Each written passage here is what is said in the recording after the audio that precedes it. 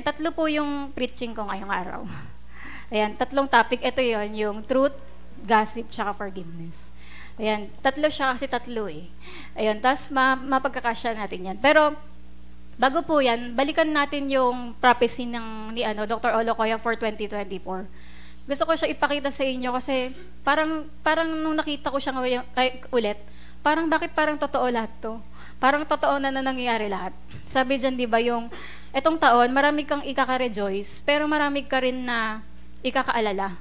Parang totoo na, oo, ang daming magandang ginawa ni Lord, pero ang dami rin mga problema na parang nagpapaalala sa'yo. Di ba sabi nga, it is a hydra-headed year, na positive and negative mix. Na parang totoo, ang daming ikaka-praise the Lord, pero ang dami rin mga, alam mo yun, mga pinagdadaanan. Nung sinasabi nga rin ni Pastor na meron sa atin dito mga members na puro may mga family problem din. Di ba? Parang lahat tayo may mga pinagdadaanan. Pero yun, di ba? Sabi dyan, it is a troublesome year, pero not beyond spiritual control. Na hindi ka pa rin para sumuko kasi alam mo, kaya mong ipag-pray na ilalapit mo to sa Panginoon. Ganun. Kaya yun. That's number 3, di ba yung sabi dyan, if you stop fighting this year, you start losing.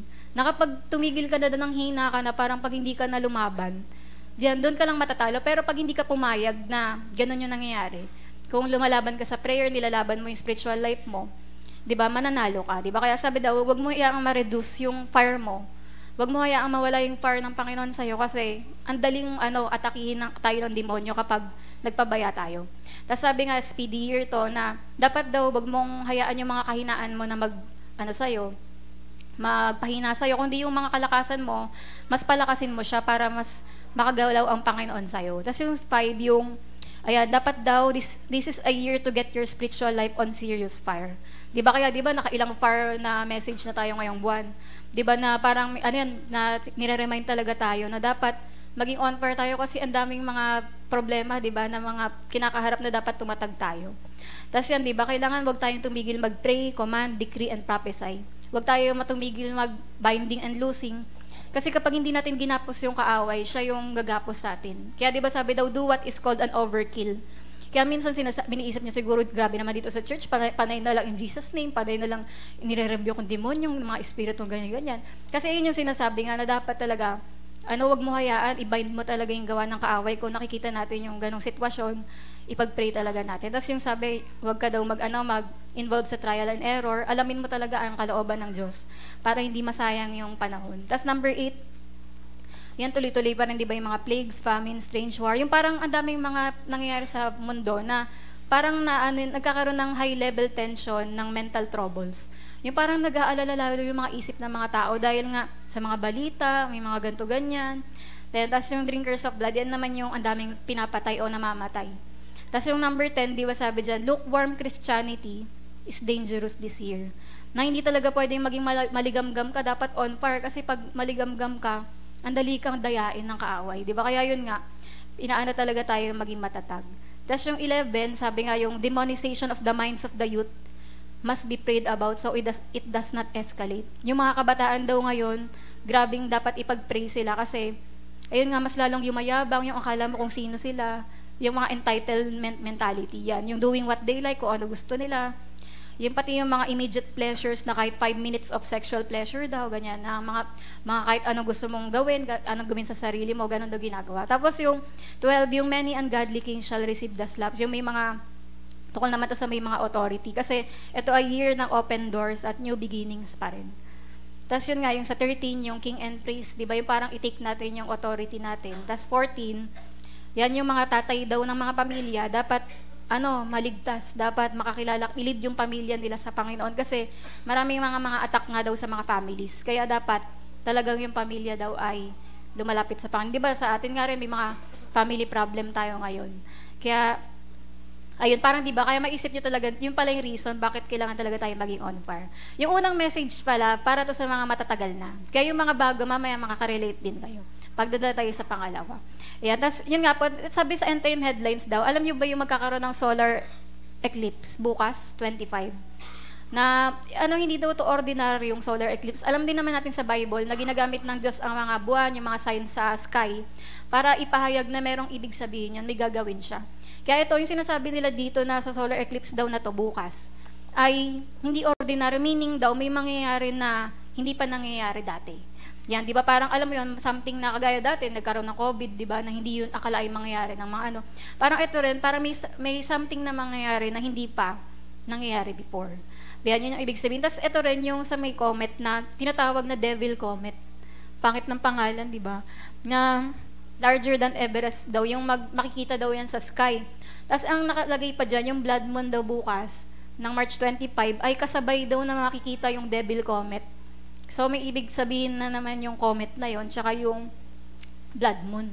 Kaya, di ba, parang doon talaga sa Amerika nga, OA, kasi sinuspend na yung klase dahil baka daw may mangyari after nung solar eclipse. Yan, sa mga elementary doon. Yan, kaya hindi natin alam nga. Siyempre, may epekto talaga yan, yung gantong mga blood moon. Tapos, yun nga, di ba, na kaya sa bawat isa rin sa atin, bakit, kung minsan naririndi tayo na, ano ba yan, sa church, puro na lang fire. May mga iba-iba dapat parang topic, ganyan. Pero yun nga, kasi alam nyo, inaano lang po tayo, nire-ready lang tayo ng Panginoon. Kasi pag binababa niya yung fire, nire-ready niya kasi tayo, di ba? Tas, alam nyo ba, dito sa early church, alam nyo yung sikreto ng Acts Church, bakit sila matatag? Bakit halos buong mundo na panalunan nila para kay Lord? Kasi ito daw yung outlook nila, ito yung ikaisipan nila. Na number 1, they recognize the existence of evil spirits. Alam nilang may demonyo, hindi nila tinatanggi yun. Di ba? Kaya, kung may meron sa atin dito na, ano ba yan, puro na lang binabanggit yung mga gan. Kasi dapat malaman mo talaga na talagang may demonyo tayong kalaban. Kasi pag, di ba, pag feeling mo wala kang kalaban, di ba magpapabaya ka? Pero pag alam mo may kalaban ka, dapat maging ready ako, baka umatak bigla to, ganun. Kaya, ganun din bakit tayo pray ng pray, kasi alam natin may demonyong kalaban tayo. Kaya sabi nila, number 2, they knew that evil spirits deceive and possess men. At saka alam nila na yung demonyo ay gustong pumatay, magnakaw at magwasak. At alam din nila na pwede nilang palayasin, di ba, yung demonyo sa pamamagitan ng pangalan ni Jesus. At number 5, they recognize their enemy. Alam nila, hindi tao yung kalaban natin, hindi yung mga sitwasyon, kundi yung demonyo talaga. Tapos number 6, they located their enemy, kaya napalayas nila. Di ba? Kaya yun nga, talagang, ang mga powerful talagang church, ay yung marunong sa spiritual warfare. Hindi yung nagpapaano na lang tayo kung gano'n yung nangyari. Kundi, alam natin kung paano lumaban. Yung mga sakit at karamdaman, alam natin, demonyo yung spirito, yun yung mga pag-aaway, kaguluhan. Kaya gano'n. Kaya parang kagaya nito, di ba yung kay Benny Hinn? Di ba alam naman natin yung ministry ni Benny Hinn, puro may binding and loosing din. Puro mga demonyong pinapalayas, mga may sakit at karamdaman, gumagaling, gano'n. Gano'n din kay Catherine Coleman, di ba? Tapos yung kay, Dr. Olocoya. Kaya ang daming talagang mga taong lumalapit kasi sa isip nila, paano ba gagaling? Demonyo pala yung kailangan paalisin. Di ba, mga ganyan. Tapos yung, ito rin kay, Bonnke, Reinhard Bonnke, di ba? Tapos, ganyan karami, di ba, yung sabay-sabay na lumalaya. Ganon din kay Morris Cerullo. Yan. Tapos, ganon din kay Oral Roberts, di ba? Yung mga, ibang mga pagtitipo na yan na talagang laging ginagamit blood of Jesus, name of Jesus, tsaka word of God. Na nakikita na lumalaya talaga yung mga tao. Kaso sa panahon ngayon, mga naano na yung mga Kristiyano, yung gusto nila yung mga preaching na lang puro pang daily life lang, gano'n. Pero ayaw na nila ng mga supernatural. Pero yun talaga kasi yung gusto ng kaaway na hindi natin matutunan yung paano sila palayasin para mas lalo silang makagawa. Yan, kaya ito nga yung sa famine of the truth of God's word. Ito na yung panahon na talagang panahon na paunti na ng paunti yung mga preachers na nagtuturo ng katotohanan. Kaya diba sa atin sana dito, tandaan nyo na wag sanang magpantig yung tenga nyo kapag nakakarinig kayo ng mga preaching tungkol sa katotohanan. Kasi darating yung time, mahihirapan na kayo makahanap ng mga preacher na nagsasabi ng totoo. Kasi ngayon, yung mga preacher na ngayon ay puro people pleaser. Yung ayaw nilang ma-offend yung mga members, ayaw nilang, baka matakot naman sila pag binanggit natin yung mga tungkol sa hell, pag tungkol sa demonyo, ganun. Kaya parang, ayan, ang mga tao tuloy sa church, mga papuntang impyerno kasi hindi sinasabi ng mga preacher na may impyerno, di ba? Mga ganun. Kaya hindi na rin sinasabi yung tungkol sa second coming. Kaya yun, di ba kaya tayo, sana wag kayong wag maging makati yung tenga natin na ayan na naman. Kagaya nung preaching last week ni Pastor, ako gandang-ganda ako sa preaching, pero may mga iba na offend, di ba? Kasi nga talaga kapag ako gusto ko yung mga preaching na nagigising ako. Yung talagang nagsasabi sa akin na totoo na, oo nga, ganito na ako. Kesa naman sa binobola ako hanggang makatulog na ako na parang ayoko na mag-devotion, di ba? Dahil comfort ka. Kaya may mga ganong mga pagkakataon pinapadala to ni Lord para mas magising tayo. Tapos aware ba kayo sa buong mundo na ganito na yung mga churches ngayon? Na ito, yung mga church nila, hindi to outdoor fellowship pa, kagaya natin, nag-outdoor tayo, minsan nagsasangkin tayo, naglalaro. Pero ito, Sunday service na Super Bowl. May laro sila sa loob ng church. Yung as in service yun, yan, tingnan nyo, yung bring the NFL to your church. Football Sunday. Yan, Super Bowl weekend at The Hope Church. Di ba? Punta kayo dito sa church, maglalaro tayo. Di ba? Parang, ayun na, potluck at the fellowship hall. Di ba? Parang ganun na ganito na yung mga, parang hindi ka pupunta kung puro pala happy-happy. Di ba? Hindi na pagsamba yung ginagawa sa church, kundi ganito na. Tapos ito rin, nakita nyo sa end time headlines to. Yung habang nagpipreach yung mega church pastor, nagpapagupit siya. Di ba? Parang kunwari sa barbershop, nagkukwentuhan, di ba? Parang habang siya napapagupit, ayun, nagkukwento siya. Di ba, parang grabe. Tapos tingnan niyo po yung outfit niya, pang Barbie. Di ba? Kaya parang, ano bang ibig sabihin ng ganitong bagay, di ba? Kaya parang isipin niyo, church yan, pero ganito yung ginagawa na ngayon ng mga naglilingkod sa Panginoon. Yung church, hindi na church. Alam niyo rin ba na merong circus church?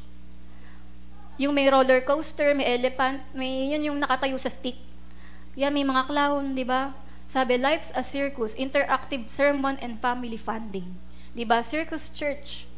Our church become a circus. Roller coasters, elephants, dancing girls, Pac-Man, in the church stage. Diba? Parang grabe. Ganito na pala sabi, kids, youth, adult combined service. Diba? Parang grabe. Service yan na worship service. Pero hindi siya service talaga. Tapos ito rin yung mga, meron na ring barcade inside the church. Nilalagyan daw nila ng mga games, mga arcade. Yung church, mga bowling, may mga billiards, ganon. Para daw, ma-attract daw yung mga kabataan magsimba. Diba? Isipin niyo yun, gagawin nila yun para magsimba yung mga kabataan. Pero, ang totoo, hindi naman natatagpuan si Jesus. Tapos may isang pastor din, habang nagpipreach siya, sasabihin niya, papakita ko sa inyo na malakas tayo kay Lord. Sa pamamagitan ng pagbubuhat niya ng barbell. Anong connect?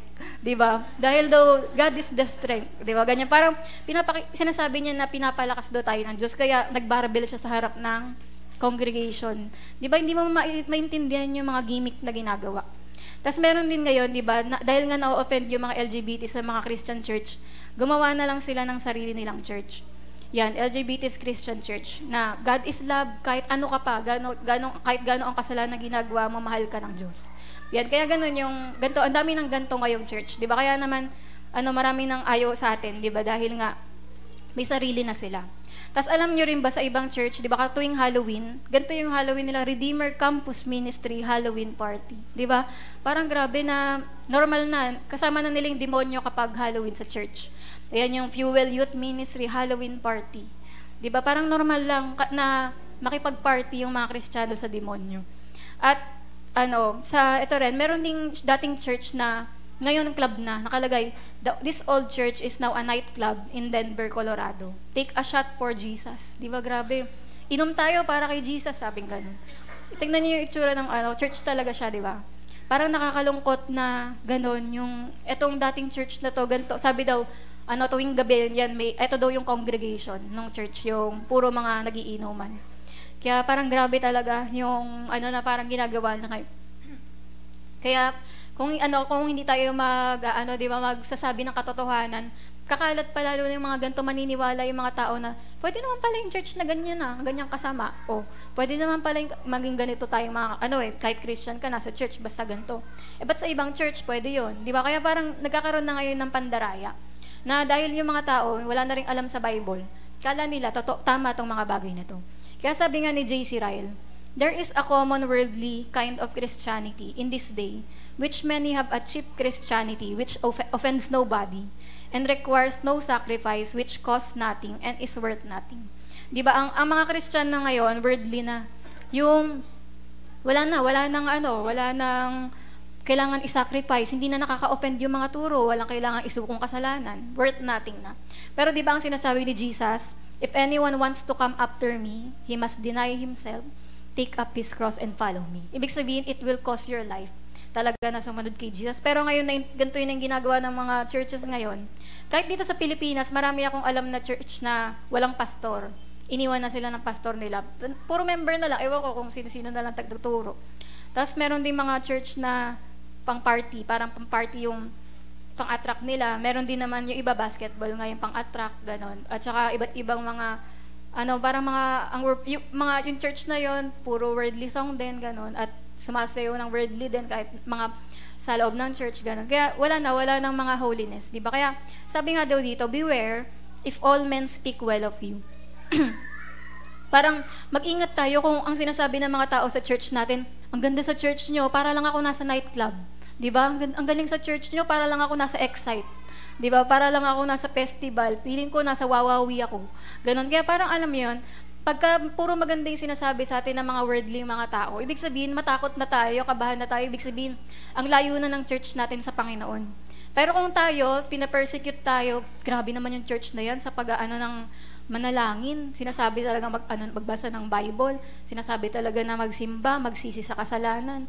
Parang ayan, yun nga, na hindi tayo natatakot i-offend kasi kaming mga pastor, di ba, yung sa harap kami ng Diyos mag-a-account, sa Kanya kami mag-e-explain na, Lord, hindi po namin sinabi kasi natatakot kami, baka ganyan. Di ba, kung hindi talagang sinasabi ng Panginoon, sabihin namin. Kaya kapag na-offend kayo sa pastor, hindi talaga kayo na-offend sa amin. Na-offend kayo sa Word of God. Na-offend kayo kay Jesus. Hindi, kasi kami, di ba, para lang kaming microphone, ito, parang sabi lang to ng sinasabi ng Panginoon. Di ba kami sinasabi nga natin na mouthpiece kami ng Panginoon. Kaya, yung sinasabi sa Bible, ayun lang, sinasabi lang namin, pero nasasaktan yung mga tao, nagagalit sila. Kasi hindi sila nagbabasa. Di ba? Pero kung nagbabasa talaga sila ng Bible, nagkakasundo tayong lahat. Di ba? Kasi alam nyo, nasa Bible yung sinasabi. Kaya di ba, hindi naman namin sinabi sa inyo, huwag nyo basahin Bible kasi lolokohin namin kayo. Di namin sasabihin yung totoo. Di ba? Pero kayo, pwede kayong umuwi na buksan yung Bible nyo at kayo mag-search, totoo talaga yun. Di ba? Sinabi ng Panginoon. At sabi rin ni Charles Spurgeon, that very church which the world likes best is sure to be that which God abhors. Na yung church na gustong-gusto ng mundo na to, yun yung church, siguradong-sigurado na yun ang church na ayaw ng Diyos. Di ba? Kaya naman, tignan natin kung yung church ba natin, kamukha na ba tayo ng mundo? Worldly na rin ba tayong kagaya nila?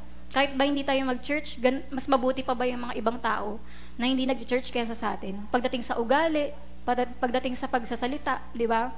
Sabihin, kaya di ba lagi sinasabi na yung mga nasa church, mas chismosa pa nga yan kaysa sa amin na mga hindi nag-church. Kaya parang doon nasisira, di ba, yung mga Christian. Kaya dapat laging tignan natin, worldly na ba tayo?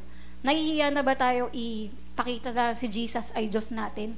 Nahihiya na ba tayo ilabas yung Bible natin? Nahihiya ba tayong i-share na member tayo ng gantong church? Nahihiya ba tayo na sabihin na na sumusunod ka kay Lord? Di ba? Kundi ibig sabihin na nagiging worldly na tayo at nagiging kagaya na tayo ng mundo. Kaya sabi nga, if we want to be a good Christian, we must expect persecution. Dapat tandaan na natin na may sasabihin talaga yung mga tao sa atin na grabe naman yan kasi hindi pa nila alam yung Bible. Kaya nila sinasabi na grabe tayo. Yan, kaya kailangan nga talaga magturo tayo ng salita ng Diyos para malaman nila. Di ba na nasa Bible yun? Kaya yung persecution, it is what I get when I've done good. Yung kahit ginawa mo naman yung nakaka-good sa Panginoon. Pero yun, di ba, may mga sasabihin sila sa'yo. Nag-preach ka ng Word of God, nag-attend ka ng care group, sabihin nila, Bible ka dyan, puro ka Jesus dyan. Di ba? Pero ganun talaga kasi. Kapag sumusunod ka sa Panginoon, nagiging iba ka na kasi. Ang ibig sabihin kasi ng righteousness ay, it means to divide, to be different. Kaya kapag tayo, naging kay Jesus na tayo, naiiba na yung pamumuhay natin. Naihihiwalay na tayo sa mundo para nakikita na iba ka na. Magmula nung nag-care group ka, iba ka na. Parang bumabait ka na lalo. Ayaw mo na dito sa ginagawa naming pangongopya. 'Di ba? Bakit ayaw mo na sumama sa amin sa pag-iinom? 'Di ba? Nagiging iba ka na. 'Yung ibig sabihin nun na nagiging divide na tayo sa mga tao na na dati yun yung mga ginagawa nating kasalanan pero napapansin nilang nag-iba na tayo. 'Di ba? Kaya pero pag nasabi nila na, "Oh, ikaw nga pasimuno ng kalokohan, dito ka nga." 'Di ba? "Oh, ito na pala yung pasimuno eh." 'Di ba? Ibig sabihin, hindi nila nakikitang iba ka. Pero ang righteousness, yun yung ibig sabihin, nakikita nilang iba na tayo sa pamumuhay nila. As yun nga, sabi nga sa Romans 12:2, and do not be conformed to this world. Do not let the world pressure you into its mold. Yan, wag pa rin tayo mag-pattern sa kung ano ginagawa ng mundo, kundi, di ba sabi, ang umiibig sa mundo ay kaaway ng Diyos.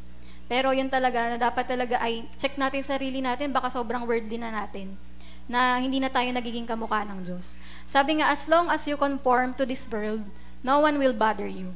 Wala namang sasabihin sa iyo yung mga tao kapag, ginagawa mo yung gusto nila. Pero kapag biglang, bakit bawal to? Bakit ayaw mo na gumawa ng kasalanan? Diba? Doon na sila magagalit sa iyo. Pero yun, habang sinusunod mo yung Panginoon, talagang marami. May mga magsasabi sa iyo ng kung ano-ano. Sabi nga sa John 15:1-20, "If the world hates you, you know that it hated me before it hated you." Kaya pag nakakaramdam ba kayo na parang nire-reject kayo ng mga tao, nagsishare ka lang naman, pero parang gusto mo lang naman sila makakilala kay Lord, pero ang dami nilang hate sa'yo, nire-reject ka nila. Pero kasi, sabi ni Jesus, kaya kanila hini-hate kasi ako ang unang hini-hate nila, di ba? Noon pa man. Kaya yun, tapos sabi nga, you don't belong to this world, you belong to me. Di ba? Kaya sabi ni Jesus, talagang belong tayo sa Kanya. Kaya kung may mga ganun tayong pinagdadaanan, ay yun, tandaan mo kasi kay Jesus ka. Sabi rin ni Charles Spurgeon, "If you profess to be a Christian, yet find full satisfaction in worldly pleasures and pursuits, your profession is false." Di ba? Kaya, kung Kristiyano daw talaga tayo, hindi na tayo nagagalak sa mga pleasure ng mundo na to. Yan. Tapos sabi nga rin, "If I am truly living for Christ, they will see Christ." Kaya kung si Jesus nga yung sinasapamuhay natin, di ba dapat makita siya sa buhay talaga natin. Ayan. At sa mga nagkakaroon din ng mga persecution, di ba sabi dyan, "Rejoice and be glad, exceedingly glad, for great is your reward in heaven." Di ba na lahat yan, di ba, may reward sa Panginoon. Kaya tandaan nyo, persecution is a compliment. Sa panahon ngayon na sinabi ko sa inyo, ganito na yung mga churches ngayon. Sasabihin nila, abnormal naman yung church nyo, bakit ganyan? Di ba? Pero tandaan nyo, persecution is a compliment. Ibig sabihin, kapag may mga ginaganon ka ng mga tao, ibig sabihin, nakikita na nila sa'yo yung katuwiran ng Panginoon. And persecution is a good kind seal of approval. Di ba yan? At, ayan, if our brand of Christianity is acceptable, everybody speaks good of us, then this is too bad. Di ba? Kaya yun nga, na talagang may mga, talaga, lalo sa mundo na to, days of Noah na kasi. Ibig sabihin, sa days of Noah, lahat na talaga, ang hirap na makakita ng mga gumagawa ng matuwid. Pero di ba yun nga, na kailangan natin maging matatag kasi nararamdaman mo naman talaga, malapit na magbalik ang Panginoon. Kaya sabi, persecution is a test and a testimony. Diba? Testing to kung kay Lord ka ba talaga. At testimony to kapag napagtagumpayan mo na. Kaya sa lahat-lahat, tandaan natin, don't give up. Diba? Just look how far you've come. Diba? Sa bawat isa na parang nanghihina kayo sa faith nyo, pero kumapit kayo at mas lalong mas mag-aral ng salita ng Diyos. Alalahanin nyo yung Panginoon dahil yun talaga yung sikreto para mag-survive tayo sa end times. Ayan. So next topic. Ito naman ay yung the character of gossip. Ano sa Tagalog yung gossip? Chismis. Ayan. So, yun nga na, ito naman, kasi diba sinabi ko nga sa inyo yan, may mga ganyan mga pangyayari. At hindi lang doon. Pati dito sa atin sa church, alam ko, ang dami-daming nangyayaring mga chismisan. Pero, ngayon ko lang ituturo to para talagang ma-remind yung bawat isa sa mga ganun. At matapos na talaga yun. Dati, pag may chismis, naniniwala ako agad. Pero nung natuto na ako, sabi ko, sige, yung mga bagay na chismis na nalaman ko na yan, itatanong ko yun dun sa tao para malaman ko kung totoo. Ngayon, tinanong ko, totoo ba na hinahatid sundo ka daw? Ano po yun? Hindi po ganyan-ganyan. Diba? Totoo daw, sabi daw, nagpipicture daw kayo, nakaganto ka pa. Diba? Naka-angkla ka pa daw. Ano po yun? Ganyan, parang grabe. Diba? Mga ganun. Sabi mo daw, ang ganda-ganda mo daw. Ganyan-ganyan. Pinagsisigawan mo daw yan sa ganyan. Yan, parang ganun. Tapos syempre yung tao naman, sinasabi na, ano po yun? Ganun. Tapos sinabi ko rin, sabi daw ni ganito, sabi mo daw, isusumbong na yan kay Ate Mer, ganyan-ganyan. Ang arte-arte daw ni ganyan, sabi mo daw na ganyan. Sabi, ano po yun? Wala pong ganun. Sabi ni ganito, ganda daw sinabi mo. Di ba? Sabi niya, wala pong ganun. Parang yung mga tinanong ko ng ganun, sinabi mo daw na ganito. Lahat sila sinabi nila na hindi daw. Di ba? Tapos bakit yung sabi nila ganito, ganyan-ganyan? Tapos pinapaliwanag niyo, parang alam niyo yun, parang naisip ko, grabe talaga yung chismis kasi hindi mo na mababawi yung mga kumalat, di ba? Wala na, napag-away na yung magkaibigan, wala na, nasiraan na sa buong church. Parang pag nakikita mo yung tao, parang imbis na sumamba ka, parang iniisip mo yung kasalanan niya. Di ba? Parang ganun. Kaya grabe talaga yung ginagawa ng gossip na hindi mo na mababawi. Yung ginagawang mga pagkakalat na ganun. Kaya, ngayon, sabi dito, ang gossip ay kaya yun pala, kaya pag kami nagsabi sa inyo, sabi mo daw, ganito, i-confront mo talaga, kasi alam nyo yun, pag ayaw mo i-confront, ang nangyayari, kumakalat na parang, yun nga, iniisip mo tuloy, totoo yun. Kaya ako, nagtatapang na ako, sabi mo daw ganito. Eh di pag kinaharap ka, di ba, ano po talaga yun eh, ano, ganyan-ganyan. Di ba, parang ganun. Kapag kinonfront, paano na? Kaya dapat, pag may nagsabi sa'yo, Gabi, sabi daw ni Alona, ganito ka daw. Pagkausapin mo siya, kasi sabi niya ganun ka daw. Eh di mag-usap kayo, ganito yun, hindi ganun yung tono ko, tsaka hindi ganun yung ibig ko sabihin. Di ba, eh di nangyayari, nagkakaayos sila. Ang nangyayari dito, nagtanim ng sama ng loob si ganito kay ganyan. Kasi, alam niyo yun, kunwari, nakaraan, pinag-usap ako, ang corny nung, ano, ang babaw-babaw, nung pinag-anuhan, di ba? Parang yung tungkol lang sa reply, ganyan-ganyan. Parang, ano ba naman to? Ilang buwan, 4 na buwan kayo nag-away, eh, tungkol lang pala sa chat yun, tungkol lang sa ganito. Parang, alam niyo yun, dahil parang naaapektuhan yung mga pag-grow natin sa Panginoon, yung worship natin, hindi makagalaw ang Panginoon. Pagbababa yung Holy Spirit, lalampas kay ganito, kasi may kaaway to, ganyan-ganyan. Ay, may kaaway din to, hindi ko maanoin to. Di ba? Parang ganon, imbis na lahat sana tayo dito, na natatouch ng Panginoon. Kaso yan, may mga ganong mga bagay napadala ng kaaway para mas ma-focus kayo sa iba kaysa kay Lord. So, ang gossip is simply idle or malicious talk about someone else with a desire or the intention to injure them in some fashion. Yung chismis ay, yun nga, may intention talaga tong saktan yung tao. Diba? Tapos yung gossip, it can be idle or it can be very well. Pwedeng ang ganda ng pagkakasabi, pwede rin namang walang kasaysay-saysay yung sinasabi. Purpose and design talk, pero ang pinaka-design talaga nito is to bring hurt and pain into someone else. Gusto kasi natin na masaktan yung tao na yun. Kaya nakikichismis, di ba? O nanchichismis. Kaya tayo, di ba, kapag nakikipag-usap tayo sa iba, ano yung pinakamadalas nating topic? Tao ba? Pangyayari? O mga ideas? Ano talaga? Tao, di ba? Tao kasi mas madaling pag-usapan eh. Kasi pag nag-usap tayo, anong idea nyo para sa mission? Ayaw mag-isip ng lahat. Kasi mag-iisip ka eh, di ba? Ayaw ng ideas. Pero pag tao, nakita ko nga yan ng isang araw. Ay, ganyan na ganyan. Ayun, kaya pag tao kasi, ang dali natin makapag-usap, di ba? Kaya ano ang huling usap nyo ng mga kaibigan mo? Chismis ba to o talagang maganda ang pinag-uusapan natin? Di ba? Kasi tandaan nyo ang gossip, God hates it, di ba? Ano man yung pwedeng paliwanag nyo tungkol sa chismis, pero God hates it. Ayaw na ayaw ng Diyos ng gossip.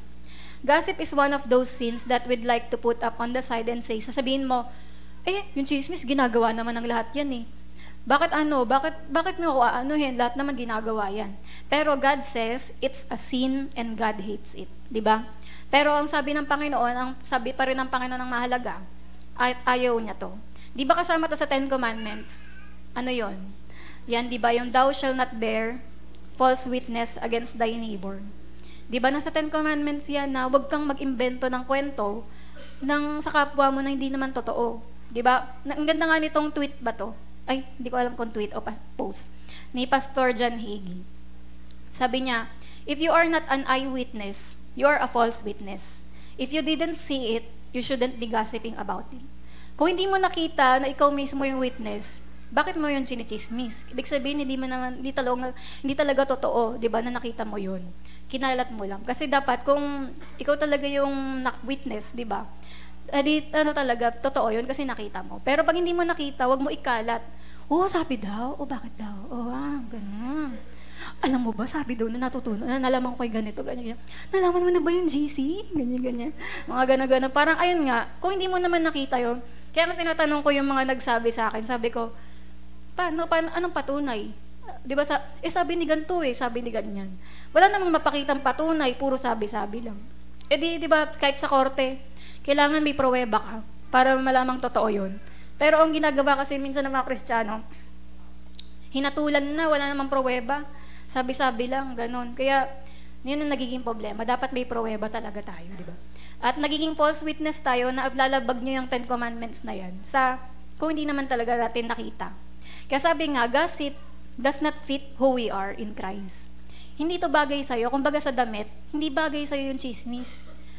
Ano ka ba? Hindi bagay sa'yo maging chismosa. Kristiyano ka, di ba? Pero alam nyo, kailangan lang daw ng may isang taong matapang na magsabi, chismisan to, hindi to maganda. Hindi to nakakalagod kay Lord. Yan, di ba? Dapat may isa sa isang grupo na nagkukwentuhan. Kailangan lang may isa doon na matapang na Kristiyano na magsabi, tama na to. Tingin nyo ba nakakalagod kay Lord? Dapat nagpe-prayer circle na lang tayo ngayon. Diba? Kaysa pinapatay natin yung tao na yun. Kasi ang sabi daw, ang gossip daw ay emotional murder. Emotional murder, di ba? Bakit? Kasi pag nalaman ng tao, grabe, ganun pala yung kinalat niya sa akin. Hindi mo alam yung depression na mararamdaman ng tao, yung iyak niya na parang grabe naman yung kinalat sa akin. Pero yung mga nanchichismis, wala lang sa kanila kung sino masaktan, di ba?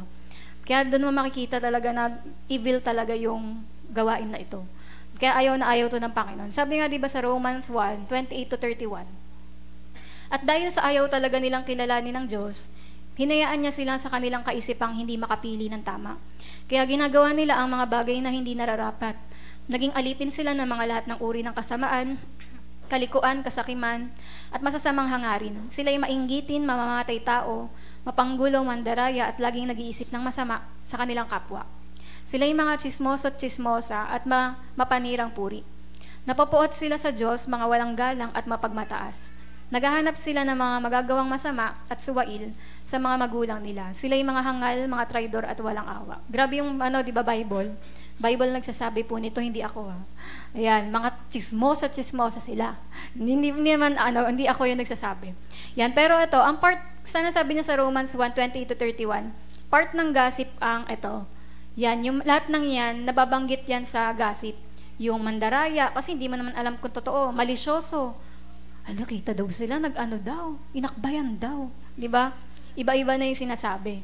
Slanderous, mapanira. Ang goal talaga ng gossip ay manira.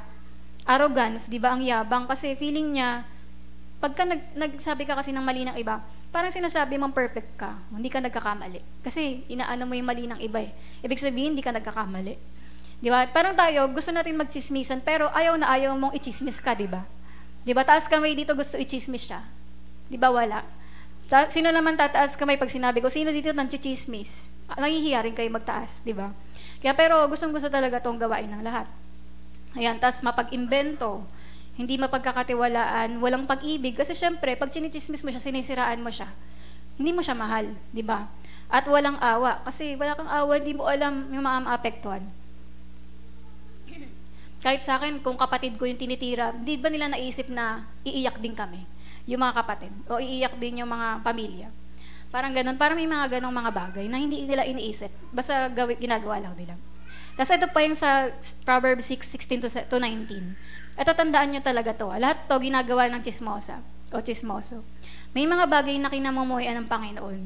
Kaya yung word na yan, kinamumuyan, talagang God hates it. Ang pagmamataas, ang pagsisinungaling, ang pagpatay ng tao, gaya ng sinabi ko, emotional murder, yung gossip. Ang pagpaplano ng masama, ang pagmamadaling gumawa ng masama, yung, hello, alam mo ba? Alam mo na yung latest? Diba? Kaya nga Marites daw, diba? Ano yung latest, Mare? Yan yung, gusto mo agad, mag-chat ka agad, maipost agad to, makapagtanong ulit, mag-video call tayo, may bago akong balita, ganon. At ang patatoon ng kasinungalingan. Kahit hindi mo naman sure, pero kinalat mo na. At pinag-aaway ang kanyang kapwa. Hanggang sa pinag-away-away na, kaya naisip ko yung, nagtatanong ako sa mga ganong tao na, sinabi mo daw na ganito. Di ba parang sa isip ko, grabe talaga yung demonyo magpaaway-away sa church. Di ba lalo sa church na, kaya galit lahat kay ganito kasi sinabi daw ni ganyan. Tapos nung tinanong ko naman, hindi naman pala daw. Di ba parang ganon, nagulat, ha? Paano yun? Parang ganon. Na parang kaya, di ba, hindi talaga maganda. Tapos sa Psalms 52:2, sa pagbabalak mo ng masama laban sa iba, kasintalim ng pang-ahit ang iyong dila. At lagi kang nagsisinungaling. Sa James 3:4, ang mga ito ay inililiko ng napakaliit na timon, saan man naisin ng taga-timon. Kaya ayun nga, 'di ba na ayan na nagiging talagang itong dila natin, 'di ba? Dila lang 'to, pero para tong espada. Kasi kaya nitong saksakin yung mga tao, 'di ba? Kaya nga may term tayong backstab. Kasi nagsasalita ka behind her back, gano'n. Kaya parang yun, kasi hindi natin alam, sandata rin tong dila natin. Naalala nyo nung hindi pala, yung first Sunday na sa men and women na magkakasama. Di ba yung parang sinabi ko nga doon na yung mga babae, ang sandata nila ay bibig, di ba? Kapag meron silang kinaingisang babae, chismis yung gagamitin nilang sandata. Di ba? Pero hindi dapat gano'n, di ba? Sa ating mga Kristiyano. Sabi nga rin sa James 3:6, ang dila ay tulad ng apoy. Napakaraming kasamaan ang nagmumula sa ating dila at ito ay nagpaparumi sa buong pagkatao natin. Katulad ito ng apoy na nanggagaling sa impyerno at sumisira ng mga buong buhay natin. Gaya ng apoy, di ba yung kagaya sa alabang, Nagsimula ba yung apoy kasi merong sumabog na bomba? Ganon. Di ba lahat yun minsan may napabayaan na kandila lang, may isang ganitong ganyan, may nag-spark na gantong kuryente. Di ba? Kaya yung parang ganon yung apoy, napakaliit lang nung chismis na yan, pero pag kinalat, grabe ang daming natutupok. Kaya yun, sabi sa Proverbs 18:8, ang chismis ay gaya ng pagkaing masarap nguyain at lulunin. Okay, ayun, grupo-grupo na, lapat na kayo dito, may bago akong balita. Alam nyo na ba, di ba, na ganyan-ganyan. Parang nakakalungkot naman kung magbabanding tayo, puro lang pala paninira yung gagawin natin sa kapwa, di ba? Sana pag nagbanding kayo, kinikilala nyo yung isa't isa, nagtatawa na kayo kasi masaya, di ba, na malaman nyo nangyayari sa bawat isa. Pero hindi yung every banding, tuwing makikita mo yung mga picture nyo, ay, pinag-usapan namin sila ganito, di ba? Parang hindi maganda yung ganong bagay, na sana hindi kayo naging close kayo dahil may siniraan kayo. Di ba, hindi maganda. At sa Kawikaan 18:7, ang salita ng hangal ang maglalagay sa kanya sa panganib at kapahamakan. Kasi yun nga, pag tinanong ka na ba, sinabi mo daw na ganito, hindi ka ba matatakot? Di ba kakabahan ka? Kaya kung makakabahan ka pala kapag kinronfront ka na, sinabi mo daw ganito. Di ba? Kaya huwag ka na lang magsalita, mag-iingat ka sa words mo kasi makakarating yun. Di ba? Kaya yun nga, na kung ayaw mong natatakot kang konfrontahin ka bigla one day, na sinabi mo daw ganito. Di ba? Yun, kaya yan, maging ready tayo sa mga words natin. Tapos gossiping is ungodly lifestyle. Kasi bakit? Ba't hindi maka-Diyos to? Kasi di ba dapat tayo, we should share the gospel, not gossip. Di ba tayo talaga dapat may nga ako ng mga nakaraan, nabalitaan ako, iniisa-isa, sinachat, binibidyo call, inaano na, ganito, ganyan po yung Parang may sinisira ang tao, iniisa-isa, yung mga chatbox niya. Parang grabe, parang maisip mo, dapat di ba ganun ginagawa natin sa gospel? Kada chatbox, sabihin mo, mahal ka ng Diyos, simba ka, ganyan. Pero siya, ang sipag niya manira, siya, iisa-isayin niya, para ikalat yun. Parang grabe yung mga ganong, di ba, bagay. Kaya tayo bilang Kristiyano, ang dapat kinakalat lang natin ay gospel, hindi gossip. Sabi nga rin sa James 3:10, mula sa iisang bibig, nanggagaling ang pagpupuri at pagsumpa. Mga kapatid, hindi dapat ganyan. Di ba kaya nga sinasabi dito, di ba kumakanta tayo dito ng praise the Lord, nag-worship tayo, sinasabi natin I love you sa mga kapatid natin kay Lord. Pero kung ginagamit din natin yung bibig natin sa pagsumpa sa kanila, sa paninira sa kanila, di ba nakakalugod ba kay Lord yun? Yun, di kaya hindi, di ba? Hindi dapat magmula sa isang bibig ang pagsumpa at pagpupuri.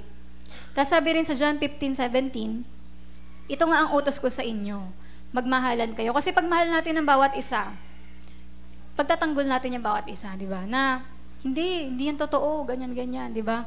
Parang igagawa ka talaga ng paraan para magkaayos-ayos. Ako talaga, lagi ko na rin yung goal yun, yung peacemaker. Kasi di ba yung mga peacemaker, sila yung tatawaging anak ng Diyos. Kaya dapat, kasi ang mga chismosa, pinag-aaway niyan yung mga tao. Pero ang peacemaker, ano ka ba? Di ba nakita ko nga nung mahal ka talaga nun. Lang yung nagtampo lang siguro sa'yo. Kaya, parang di naman niya ibig sabihin, yung lahat naman tayo, yung mga time na nakakapagsabi ng ganyan. Pero, sigurado ako talagang parang ang dami kong mga taong ganon na napagbabati ko sila. Kasi, yun nga, talagang tinutulay ko. Kaya dapat ganon yung gawin natin, imbis na sabihin, sinabi mo, alam mo ba, sabi ganyan ka? Anak ko, sabunutan mo na. Hayaan mo, gaganyanin ka. Di ba? Kung ako sa'yo, gagawin ko rin yan sa akin. Parang, di ba, kung mga kung dati yung pagkatao lang, talagang papatol ka. Pero, dahil alam mo yung Bible, alam mo na yung mga bagay na to, hayaan mo na sila, di ba? Kaya nga sabi nga, si Lord yung gaganti para sa atin. Kasi pag ikaw yung gumante, hindi ka na igaganti ng Panginoon. Yan, kaya sabi dyan sa Romans 12:10, magmahalan kayo bilang magkakapatid kay Kristo at maging magalang sa isa't isa. Ngayon, why do people engage in gossip? Bakit ba nakikipagchismisan yung mga tao? Yan, kasi number 1, pride. Dahil sa pride. Kasi, may proud sila na meron silang alam na hindi mo alam. So, hindi alam mo na yung may bago akong alam. Di ba? Ay, hindi lang yan. Ito kanina lang to. Di ba? Yung parang ka kasi, proud ka na may something kang alam na hindi alam ng mga tao to. Kaya yun, that feeling mo na parang mas masaya sa pakiramdam na may alam ka na hindi alam ng iba. Kaya pride yan, di ba? Kaya kailangan din i-repent to kasi, syempre, di ba, hindi ka nakakalugod kay Lord yung kayabangan. Pangalawa, means to express bitterness or anger without confronting them. Yung pwede mong ilabas yung galit mo, pero hindi mo kasi masabi sa harap niya. Naku, ganyan ka, ganyan ka. Pero hindi mo magawa yun, hindi mo siya malapitan. Kaya ang ginagawa mo, sa kaibigan mo na lang sasabihin, alam mo ba, ganito pa mga pinagawa, sinabi pa nga niya, ganyan, ganyan, tsaka hindi lang yun, ganyan, ganyan, ganyan, di ba? Doon mo nilalabas yung galit mo, kaya yung kaibigan mo, talaga, di ba, parang gano'n. Kaya yun, dumadami na yung mga taong galit sa kanya, kada open mo, may open ako sa'yo, kasi may prayer request ako eh. Pag-pray mo naman, si ganito ginawa niya sa akin. Talaga, pag-pray natin na mamatay na siya. hindi gano'n, kundi magpe-prayer request, prayer partner para mamatay yung tao, gano'n. Kaya hindi yun maganda. Hindi siya parang paraan na may prayer request ako, di ba? Alam mo ba si ganito ginagawa sa akin? Di ba? Yun, kaya walang pagmamahal. Yung ganon. Kundi gusto mo lang maraming magalit sa kanya. Tapos pangatlo, to pull them with their level. Alam niyo kung bakit? Kasi ang mga nanchichismis, meron silang poor self-image. Yung parang hindi rin nila gusto yung sarili nila. Meron silang ayaw sa sarili nila na bakit kasi ako, ganito ako. Nas ngayon, gusto nila ibaba sa level nila yung tao na yon. Kaya sinisiraan nila para, alam mo yun, para ganon. Para kasi, dahil ganon yung pakiramdam niya sa sarili niya, hinahatak niya yung mga taong mas mataas. Parang feeling niya mataas. Kaya hinahawa niya sa kanya. Yan. Pero ang totoo, hindi naman talaga niya mahahatak sa level niya yung tao. Kala niya lang yun. Yan. Tapos kaya yun nga, di ba minsan kasi, itong ibig sabihin kasi na number 4, yung jealousy. Kaya siya nanchichismis kasi inggit. Nainggit siya sa'yo kasi may bagay sa'yo na wala sa kanya at alam niya na hindi niya makukuha yon, kaya hindi niya makukuha yun, kaya gusto na lang niya na i-destroy ka para hindi mo ma-enjoy yung bagay na yun. Di ba parang napakasama, di ba? Kaya wicked, vile sin in the eyes of God ang gossip. Kasi sipin mo dahil sa inggit, parang dahil gusto ko tong boyfriend niya, dapat ako talaga naging niyan eh. Parang sisirain mo na lang sila para hindi sila mag-enjoy. Dahil nga, iniisip mo para sa akin dapat to. O kaya yung gamit na yan, akin dapat yan eh. Kaya sinisira mo na lang siya para para hindi niya ma-enjoy yung gamit na meron siya. Kaya diba, isipin nyo, nakakalugod ba kay Lord to? Diba, hindi. Talagang wicked siya. Kaya sabi, when a person gossip, it indicates that he has a heart trouble. Yan, ang totoo talaga, may problema sa puso yung taong mapagkalat ng chismis. Kaya nga, Jesus reminds us that what we say reveals what is in our hearts. Kung ano talaga yung laman ng puso natin, siyang lalabas sa bibig natin, di ba? Bakit puro ka galit, puro ka inis? Di ba? Bakit lagi na lang pupunta ka sa bahay namin, kukwento mo yung mga kinaiinisan mo kay gano'n. Noong isang araw, si Princess kinaiinisan mo. Ngayon naman, si Alona. Ngayon, sunod naman, si Juliet. Ganyan. Parang bakit ang dami mo na lang inis, di ba? Ang totoo talaga, pag maraming mga ganon, maraming sinisira, daming nakikita, ay meron talaga siyang heart trouble. Kailangan gumaling yung puso niya. Kasi yun nga. Kaya nga, di ba, ang kanta natin kanina yung, let the words of my mouth and the meditation of my heart, di ba, be acceptable. Na meron talaga dapat ayusin sa puso ng taong mapagkalat ng chismis. Kailangan niyang malaman kung ano yung mga dapat iayos sa kanya. Pero dito muna tayo to the person being gossip about.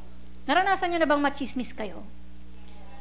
Sinismis ka na ang ganda mo daw. Sinabi mo nang wag ipagkalat, pinagkalat pa. Di ba? Malalaman din naman ang lahat yan. Wag mo na ipagkalat. Di ba? Yun. Kaya yung parang pinipigil mo na yung mga, tama na, huwag niyo na ipagkalat na crush ng bayan ako. Di ba? Tama na. Kaya yun nga, malalaman din yan, di ba? Pero yon, sa mga nachismis na dito, ayan, ito ang tandaan po ninyo. Kaysa magalit tayo, maghigante, di ba, ganyan, ito yung tandaan natin. Ayan, to the person being gossip about, it is better to be gossip about than to be the gossiper. Mas okay na ikaw yung chinismis kaysa naman ikaw yung nanchismis. Okay na nasiniraan ka kaysa ikaw yung naninira. Di ba? Sino ang mas dapat magsisi dito? Yung naninira, di ba? Kaya, at least ikaw, sa harap ng Panginoon, maayos ka, di ba? Pero ang dapat magsisi talaga dito, yung nanchismis sa'yo. Kaya wag ka na magigante. Ibig sabihin, di ba? Maayos ka naman kung hindi ka gumante. Hindi yung chinismis mo rin, di ba? Wala na. Kailangan, tinahimikan mo lang. Hayaan mo na ang Panginoon na ipagtanggol ka, di ba? Kasi siya ang bahala, lalabas din niya ang totoo. Kasunod, it is better to walk through the fire than to start the fire in someone else's life. Mas mabuti na ikaw yung naglalakad sa apoy, kesa naman ikaw yung nanunog ng bahay ng iba. Di ba? Okay na may pinagdadaanan ka ngayon dahil sa ginawa ng mga tao, sa sinabi nila sa'yo. Kesa naman ikaw ba masaya ka, ikaw yung nagdala ng sunog. Di ba? Hindi, di ba? Sa kunwari sa sunog sa Alabang, kung malaman nila kung sino nagpaumpisa ng sunog, alam mo yung ang gagawin doon? Kukuyugin yan, di ba? Baka magalit sa kanya lahat. Pero parang ganyan din. Na sa atin, di ba, mas okay na di ba, may pinagdadaanan ka sa ginawa ng iba kaysa naman, ikaw yung nanakit. Mas mahirap sa kalooban yun. Tapos sunod, it is better to walk through the deep waters than to be the one who broke the dam, who caused the pain. Mas okay na ikaw yung dumadaan dun sa baha, di ba? Nahirapan ka dumaan sa baha. Kaysa naman ikaw yung nagbukas ng dam kaya bumaha, di ba? Kaya yun, kaysa naman ikaw yung naging cause ng problema.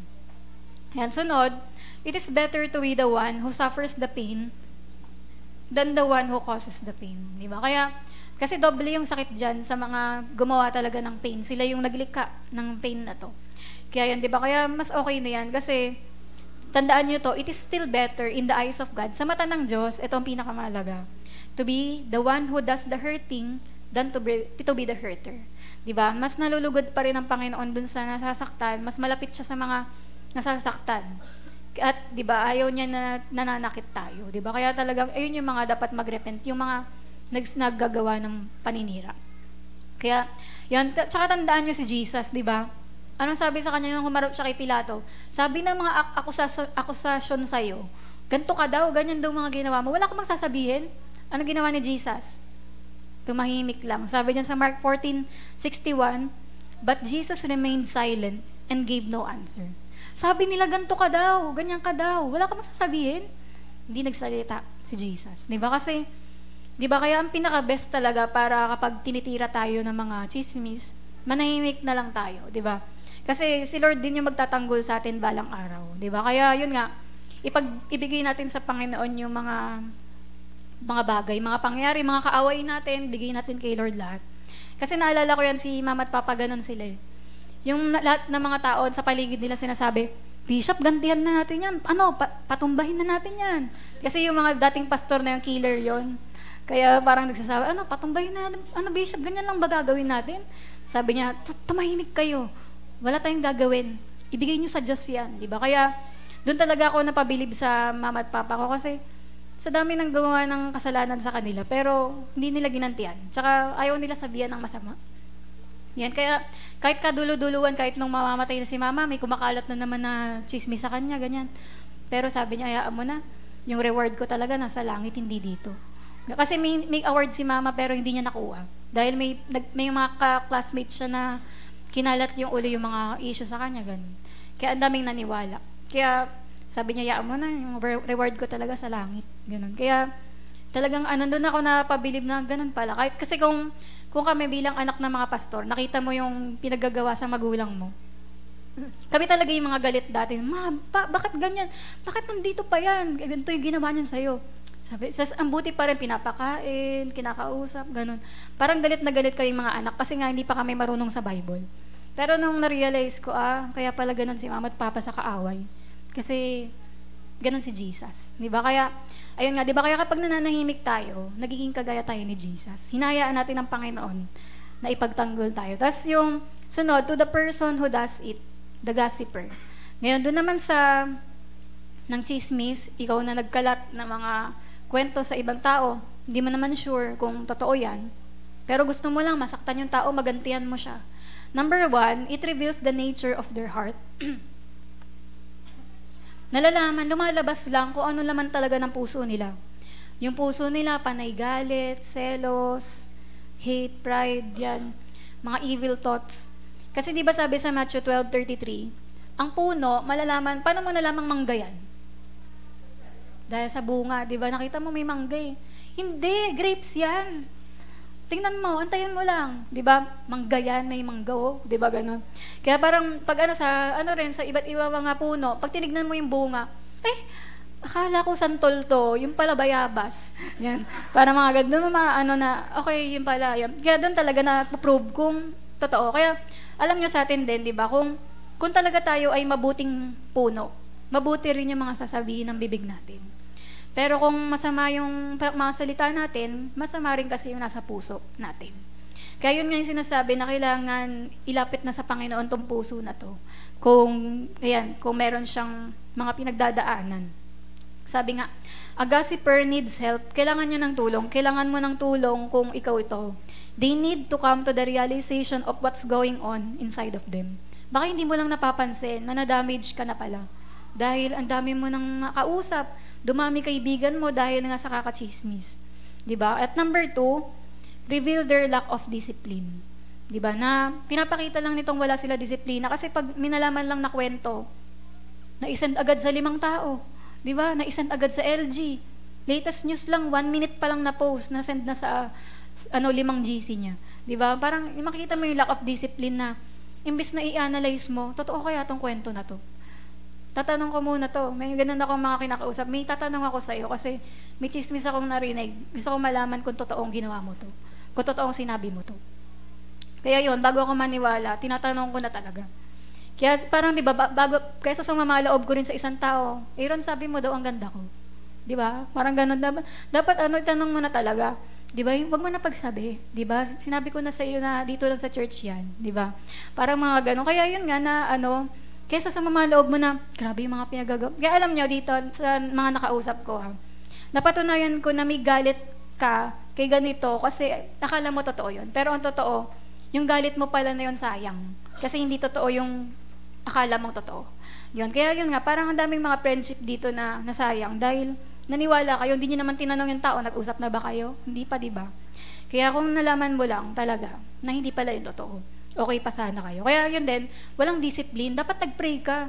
Na Lord, tama ba itong mga bagay na? Dapat ba magalit ako dito sa sinichismis na to, di ba? Hindi yung kinalat mo kagad, naghanap ka kagad ng kakampi.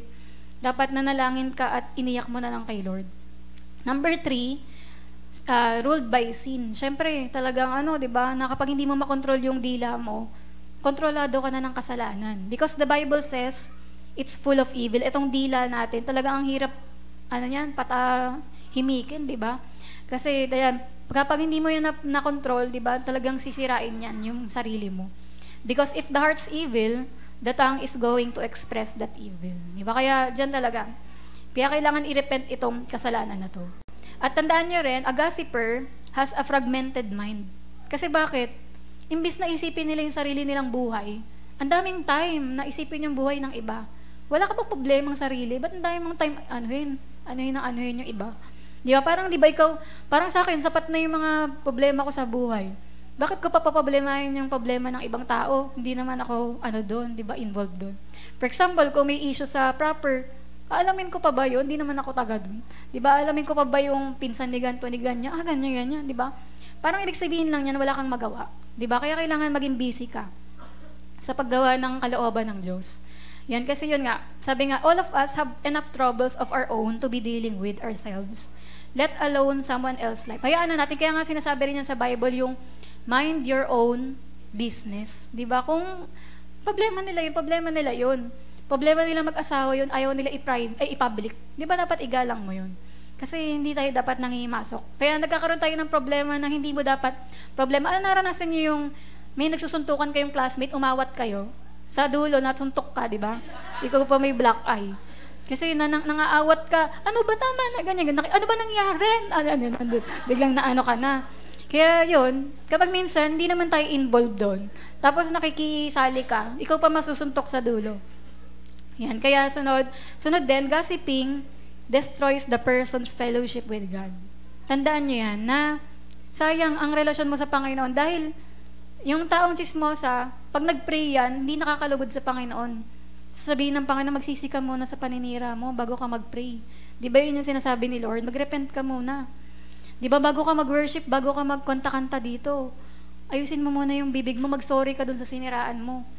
Ayusin mo, i-purify mo muna yung bibig mo. Kasi sabi ni Lord, di ba, dapat yung words natin ay nakakalugod sa Kanya. Yan. Kaya pinaka naapektuhan dyan, nahihirapan tayo mag-pray, hindi tayo makalago sa Panginoon kasi may sinisiraan ka, kasalanan kasi yun.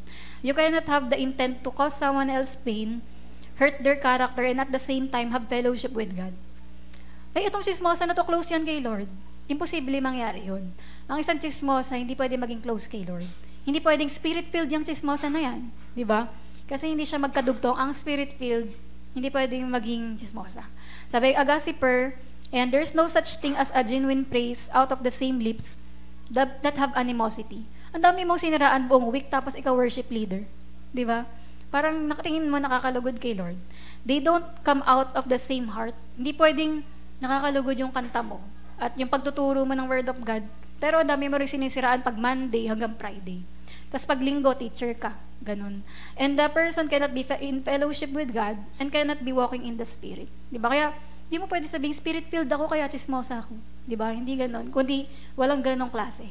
Ewan ko lang kung naalala niyo yung kwento ko sa inyo to ko sa, yung member na siniraan niya yung pastor niya. Dami niyang kwento kung saan-saan. Tapos, nalaman niya sa dulo, hindi pala totoo. Kaya ngayon lumapit siya sa pastor niya. Sabi niya, Pastor, gusto ko pong mag-sorry sa inyo. Kala ko po kasi totoo yung ganun. Pero yun nalaman ko, hindi po pala totoo. Sabi ng pastor, okay lang, pinapatawad na kita. Pero kung talagang nagsasorry ka sa akin, okay lang ba may pagawa ako sa'yo? Sabi niya, sige pastor, kahit ano, para makabawi naman ako sa'yo. Sabi niya, kumuha ka ng 2 basket, tapos punuin mo siya ng 200 na feathers. Yan, yung mga gantong pakpak. Yan. Tapos, pumunta ka dun sa may pinakamataas, kunwari, burol, gano'n. Tapos, yung tanaw mo yung maraming bahay, tapos isaboy mo yung mga feathers na yun. Sabi niya, ayun lang pa, pastor. Oo, sige, gagawin ko yan. So, ginawa niya, umakyat siya sa tapos sa mataas na lugar, sinaboy niya na yung 200 na feathers at bumalik siya kay pastor. Sabi niya, Pastor, nagawa ko na. Sabi niya, oh, mabuti. Ngayon, kunin mo lahat ng mga kinalat mo na feathers. Sabi niya, pastor naman. Imposible naman yun. Nilipad na yun. Dami-dami na napuntahan ng feathers. Hindi ko na mababalik yun. Kung may maibalik man ako, konti lang. Diba? Sabi niya, ayun yung lesson. Na, oo, nagsorry ka sa akin, pinatawad kita. Pero yung mga kinalat mong mga kwento, hindi na natin mababalik. Diba? Hindi na diba? Akala na ng mga ibang tao, totoo yun. Diba? Kaya, dapat yun na yung lesson sa'yo na sa susunod, wag mo na yan gagawin kasi hindi mo na mababalik. Diba? Kaya yun, sunod naman, how to cure gossip. Yan, tama na, ang sakit-sakit na. Paano na po gagaling kung pagiging chismosa ko? Yan, how to cure gossip. Una, begin with repentance. Yan, una, syempre, maayos ka pa rin talaga kapag nagsisi tayo, lumapit sa Panginoon. Come to God for repentance. At may mga pagkakataon sasabihin sa'yo ni Lord na mag-sorry ka sa tao na to. Pero mag-ingat ka din na, kasi minsan, lalala pa eh. Kunwari, yung bagay na yon lang naman, ang babaw. Pero pagka nakipag-confront ka pa, baka lumala. Kaya i-check mo kung dapat ba pag-usapan pa namin o mag-sorry na lang ako, ganyan. Kaya tingnan mo rin kung dapat mag-sorry na lang para okay na. Hindi yung, ganun pa, ikaw pala yung nagsabi nun. Diba? Mas lalo pang, kaya pala ganyan. Mas lalo pa nag-away. Kaya, check din natin. Una, lumapit tayo kay Lord para humingi ng tawad. Tapos, minsan naman, meron din tayong kailangan i-sorry sa mga tao. Ito yung sample ng prayer. Yung sabihin mo, Lord, nangchismis ako. Nakikipag-usap ako sa mga tao tungkol doon. Inaamin kong hindi ayos ang puso ko tungkol doon. Patawarin niyo po ako. Nagsisisi ako at gusto ko nang tumigil gawin yon. Gusto kong lagyan niyo po ng selyo yung mga labi at bantayan ang bibig ko. Ayoko na po gumawa ng mga bagay na kinamumuyan ng Diyos. Gusto ko pong maalis ang pangchichismis sa buhay ko dahil hindi ito nababagay sa akin dahil gusto kong maging maka-Diyos na tao. Ayoko rin maging dahilan ng pagkakaroon ng apoy sa buhay ng iba o nagdadala ng baha sa ibang tao. Diba? Kaya yan yung sample ng repentance kung gusto nyo ihingi ng tawad kay Lord. Pangalawa, don't associate with a gossiper. Huwag tayong makisalamuha sa kanila. Alam mo naman, di ba, na itong tao na to, talaga namang tuwing darating yan, may bagong dala yan. Talaga may bagong dalang latest yan.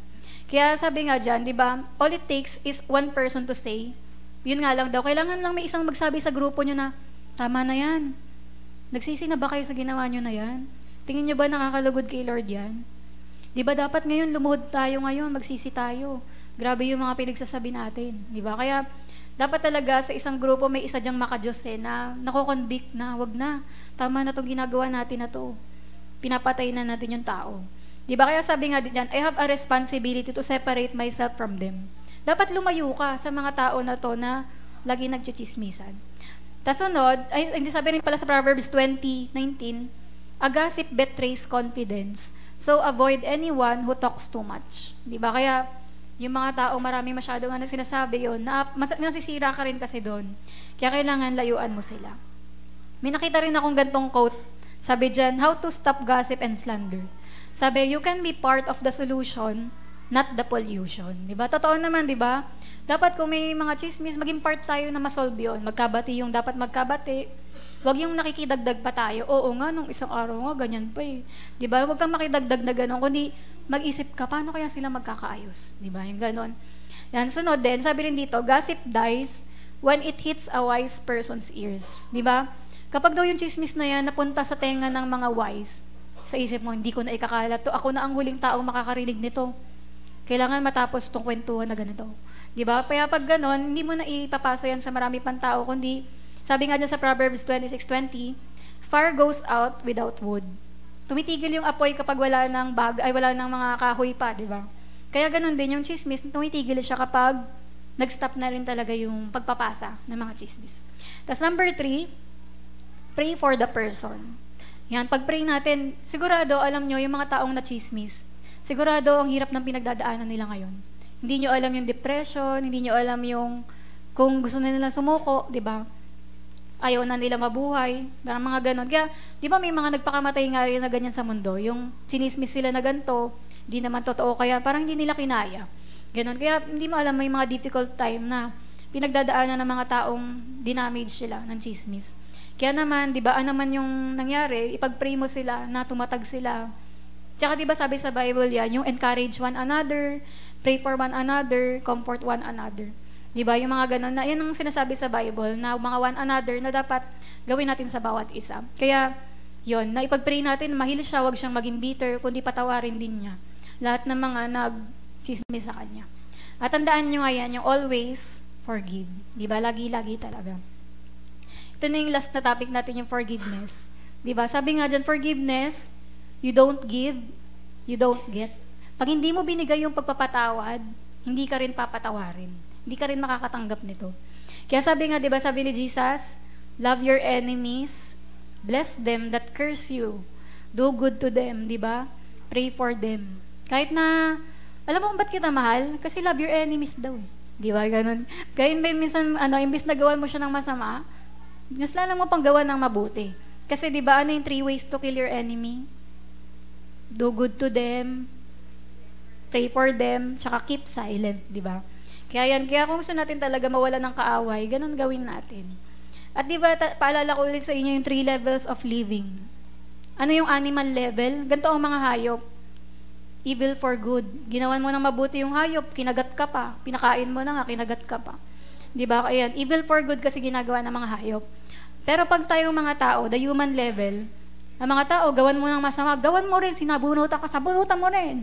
Diba? Ganyan ang normal sa tao. Human level kasi yan. Pero pangatlo, ang divine or Christian level, ginawan ka ng masama, gagawan mo ng mabuti. Diba? Kaya pag binato ka nga daw ng, anong tawag doon? Okay, oo. Yan. Basta pag ginawan ka ng masama, gawan mo ng mabuti, di ba? Parang ito, minumura ko na nga to, tapos binigyan pa ako ng spaghetti ng birthday ng anak niya, di ba? Kaya yung parang ganon na doon nawawala yung mga kaaway natin kapag gumagawa tayo ng mabuti, kahit ganon sila kasama sa atin. Kaya di ba, ikaw, anong level ka? Di ba? Dapat sa divine level tayo. Di ba? Kaya mahirap yan gawin, pero dahil nasa atin si Jesus, kaya natin. Yan, at doon nga sino nakakaalam ng parable of the unforgiving servant. Di ba sa kwento na to, may hari, maniningil na siya kasi may utang sa kanya itong servant. Tapos sabi niya, di ba may utang ka sa akin, magbayad ka na ngayon, dapat ngayon ka na magbayad. Pag hindi ka nagbayad, ikukulong kita, pati buong pamilya mo, kailangan masingil ka. Tapos ngayon, sabi niya, nagmakaawa siya. Sabi niya, mahal na hari, master ba? Master, sorry po, hindi ko pa po kaya bayaran yan. Bigyan niyo pa akong time para mabayaran to. Mag-iipon ako para mabayaran ka. Pero dahil naawa yung hari, naawa siya, sabi niya, sige na nga, wag mo na bayaran yon. Mamaya sasabihin ko kung gaano kalaki yung utang, ha. Sabi niya, sige, wag na nga. Kaya yung buong pamilya nila, yan, Malaya na, napakasaya. Na wala na daw yung utang, cancel na. Tapos, pagkalabas nitong alipin na to, nakita niya yung may utang sa kanya. Yan, at bigla niyang, sinunggaban. Sabi niya, ay, ikaw, tagal na ng utang mo sa akin na. Diba? Kaya ginawa niya, halos sinakal niya yung may utang sa kanya. Bayad ka na, ganyan. Maliit lang yung utang sa kanya. Parang, kung yung sweldo niyo daw, isipin niyo 1/3 ng sweldo niyo. For example, sweldo mo, 10,000. Ano yung 1/3? Ang hirap, no? Cannot be. Ayan. Tapos yun nga, yun yung 1/3 nun. Ayun yun yung utang nung tao na to. Tapos, ngayon, narinig kasi nung isang alipin, sabi niya, grabe, pinatawad nga siya nung mahal na hari, tapos siya, unti lang yung utang sa kanya, sinakal na niya yung tao. Sinumbong siya ngayon sa master. Tapos yun nga, sinabi dyan, na alam niyo po ba, yung may utang lang sa kanya ng konti, hindi niya pinatawad. Samantalang siya, pinatawad niyo ng ang laki-laki. Kaya nagalit yung hari na yun at inano siya, di ba? Parang sinabi sa Bible, nilagay sa parang impyerno yung verse na yun eh. Yung may gnashing of teeth, di ba? Tsaka outer darkness. Ngayon, sabi dito, di ba, yung when an offense occurs, ay natandaan nyo kapag may napapanood tayo, pag may ginawang kasalanan sa kanila, sinasabi nila na magbabayad ka sa ginawa mo, di ba ganun yung mga palabas sa TV. Bakit daw magbabayad? Kasi, sabi dyan, when an offense occurs, a debt is owed. Pag may ginawang masama sa'yo yung tao, parang may utang siya. Naranasan nyo rin mag-peace offering. Di ba kasi feeling mo may utang ka sa tao, kaya mag-peace offering ako para bati na kami. Kaya sabi dyan, di ba, pag may mga galit, bayad ka sa ginawa mo, ganyan-ganyan. Kaya yun, so forgiveness is like the cancellation of a debt. Parang may utang ka sa akin, sa ginawa mo sa akin, pero ika-cancel ko. Ganon. Yun yung ibig sabihin ng forgiveness. Okay na yun. Pinatawad na kita. Tapos alam nyo ba kung magkano yung utang nung alipin na yon? Kung i-convert natin sa nauunawaan natin ngayon, gold kasi yon, gold bar. Ngayon, kung i-convert natin ngayon, $4.5 billion, yung laki ng utang nung alipin na yon. Ibig sabihin, kung ganyan yan, times 50 nyo yan. Yun yung peso sa atin. Diba? Parang maisip nyo, grabe, ang laki-laki-laki na hindi na kaya bayaran. Ibig sabihin yung amount na to, hindi kaya bayaran. Ganun lang meaning nun. Parang, kasi yung kanina, next natin, ang utang sa kanya nung alipin, yung isang kakilala niya, $4,000 lang, dollars. Ikumpara mo naman yan sa 4.5 billion, napakaliit, di ba? Di ba dapat patawarin niya yung, kasi ang liit nga lang noon, siya nga, pinatawad ng malaki. Kaya di ba, sino yung nagsisimbolo sa hari doon? Yun ang Diyos, Ama. Na yung Diyos, ilang beses na tayong nagkasala, dami nating kasalanan, pero ilang beses din tayong pinatawad ng Diyos. Pero ikaw, sinismis ka lang nitong katabi mo. Di ba? Pero hindi mo siya mapatawad. Di ba? Sabi, hindi ko papansinin yun habang buhay ako. Walang pansinang magaganap. Di ba? Parang ganun, may mga ganung mga bagay na isipin mo, ang laki-laki ng pinatawad sa atin ng Diyos. Pero tayo, ayaw natin patawarin yung mga maliit na kasalanan na ginawa ng tao. Kahit sabi mo, hindi maliit na kasalanan yun, inagaw niya yung asawa ko. Ganun. Kahit ano pa, maliit pa rin yung kumpara sa pagpapatawad na ginawa sa atin ng Diyos. Diba? Kaya sabi nga, if you have a hard time forgiving, think of the reality of hell. Alam nyo ba, dapat lahat tayo pupunta ng impyerno kung hindi tayo niligtas ni Jesus. Kung hindi niya tayo pinatawad sa kasalanan natin. Diba? Pero yun, diba, nagiging thankful ka na pinatawad ka ng Diyos. Kaya magpapatawad ka rin sa iba. Kaya diba sabi sa kanta, pagpapatawad ay gawin sa isip mo ay itanim. Ang Diyos ay pinatawad ka rin dahil ikaw ay isang makasalanan rin. Diba? Kaya dahil ikaw, makasalanan ka rin, di ba? Ang daming pinatawad sa'yo. Dapat nagpapatawad din tayo. Kaya siya, dahil anong ginawa niya, hindi siya nagpatawad, ganito nangyari sa kanya mamaya. Sabi nga sa Mark 11:26, but if you do not forgive, your Father in heaven will not forgive your sins. Pag hindi ka nagpatawad ng kapwa mo, lahat ng kasalanan mo hindi rin papatawarin ng Diyos. Sabihin ng Diyos, huwag ka mag-sorry sa akin. Kasi hindi kita papatawarin. Patawarin mo muna yung kapwa mo.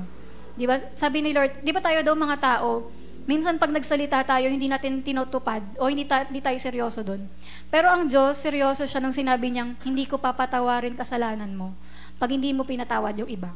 Kaya seryosohin daw natin yun na kailangan talaga natin magpatawad kung gusto natin ng kapatawaran mula sa Diyos. Kasi pwede daw natin sabihin to, yung, I love God, I just don't love this brother who has hurt me. Mahal ko ang Diyos, pero hindi ko mahal tong tao na to na kinakagalitan ko. Mahal ko ang Diyos, pero ayoko makita tong, nasa harap ang gano'n, hindi gano'n. Kundi, sabi ng 1 John 4:20, paano mo daw sasabihin mahal mo ang Diyos? Gayong yung nakikita mong kapatid mo na yan, nakikita mo yung kasama sa church, ay kinamumuyan mo, di ba? Sasabihin mo, mahal mo ang Diyos na hindi nakikita. Eh yung mga nakikita mo ang tao, hindi mo kaya mahalin. Sabi, kaya hindi totoo na mahal natin ang Diyos kung ganon. Kasi kailangan, kung gusto natin maging okay din kay Lord, kailangan natin maging okay sa ibang tao. At alam nyo, ano nangyari doon sa alipin na hindi nagpatawad? Hinuli siya. Tapos tinapon siya sa outer darkness na merong gnashing of teeth. Ibig sabihin, ito torture siya. Diba? At saka, parang, kumbaga naisip nyo, tinapon siya sa impyerno. Kasi totoo talaga yon. Ganito yung tatlong mangyayari doon sa hindi magpapatawad. Gaya na nangyari sa unforgiving servant. Una, the unforgiving servant is turned over to torture. Binigay na siya sa mga nagto-torture. Sino yung mga yon? Mga demonyo yun. Diba? Ngayon, kaya tingnan nyo yung mga hindi nagpapatawad, hindi makatulog, laging gulong-gulo isip, ang sama ng loob, ang sama ng isip. Kasi hindi siya nagpapatawad, may mga nagto-torture sa kanya. Naglalagay ng depression, naglungkot, ganyan. At mga suicidal thoughts. Kasi tino-torture siya ng demonyo, ayaw niya kasi magpatawad. Pero kung magpapatawad sana siya, di ba, na-release siya. Pero at number 2, he has to pay off the original debt, 375 tons of gold. Dahil ayaw mo magpatawad, kailangan mong bayaran ng buo yung kanina, yung 4.5 billion na yun. Bayaran mo yun. Pero di ba alam naman natin yung amount na yun, hindi siya kaya bayaran. Meaning, hindi kaya bayaran. Kaya nga pinadala si Jesus kasi hindi natin kayang solusyonan yung sarili nating kasalanan. Ngayon, pag hindi ka nagpatawad, ikaw magbayad ng kasalanan mo. Kasi hindi kukunin ni Jesus kasalanan mo. Hindi ka niya papatawarin, di ba? Kasi ayaw magpatawad. Ikaw magbayad ng kasalanan mo. Pero dahil hindi natin kaya bayaran kasalanan natin, mapupunta yung tao sa impyerno. Kaya nga sabi nga ni John Bevere, doon kasi gusto ko mabasa niyo yung book niya, yung Bait of Satan. Kasi para makaiwas kayo sa offense, para hindi kayo ma-offend sa buong buhay niyo, ganun. Kasi yung book na yun, may sinabi niya doon sa part na yun, sabi niya, nung nagpunta daw siya ng Pilipinas, meron siyang nakilalang mga minister. May nagtestimony daw doon na sabi ng lalaki, napadalaw siya sa hell kasi parang may nangyaring complication ba sa kanya. Tapos, napadalaw daw siya sa hell, pinakita sa kanya yung nanay nung asawa niya, ang babae, mother-in-law niya. Nasa impyerno daw. Kasi ang dahilan ba't nasa impyerno? Kasi hindi pinatawad yung kamag-anak. Kaya parang naisip niya daw doon na parang grabe, di ba? Totoo naman talaga kahit yung sa mga testimony ng mga nakapuntang hell. Sinabi nila na ang dami dong mga Christian, nasa hell sila kasi hindi sila nagpatawad. Kaya di ba, parang yan, tayo ang magbabayad ng sarili nating kasalanan kapag hindi tayo napatawad ng Diyos. Kaya kung hindi tayo magre-release ng forgiveness sa iba, kawawa rin tayo. Kaya wag niyo hayaang maging ganon. Masasayang lahat ng ginawa mo. Kasi yun, hindi ka rin pala mapapatawad.